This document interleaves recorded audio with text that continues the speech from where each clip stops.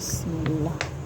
আজকে রান্না করব মগজ ভুনা, তা আপনাদের সাথে শেয়ার করব। ছেলের জন্য মগজ ভুনায় পেঁয়াজ লাগে বেশি, তাই আমি পেঁয়াজটা দিয়ে দিলাম।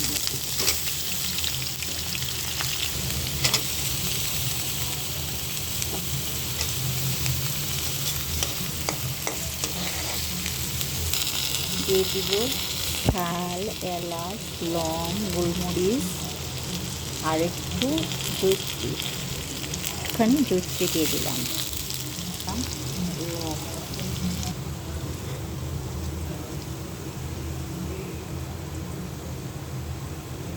পেঁয়াজটা লাল হয়ে এসেছে, এখন দিয়ে দিব আদা রসুন বাটা।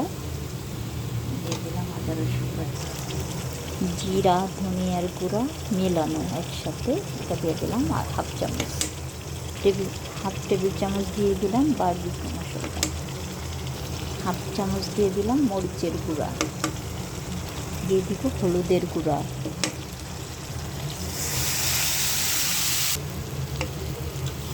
মগজ রান্না করতে হলে মশলাটা আলাদা এভাবে কষিয়ে নিতে হয়, তারপরে একটু পানি দিয়ে মগজটা দিতে হয়। আমি এই পর্যন্ত একটু পানি দিয়ে দিলাম, মশলাটা কষানো দিয়ে মগজটা দিয়েও আবার কষাতে হবে। দিয়ে দিলাম মগজটা ঢেলে, মগজটা তো একেবারেই রান্না করে তুলে ফেলবো। আমার মগজ ভুনাটা হয়ে গেছে, এখন এই পর্যায়ে ভুনা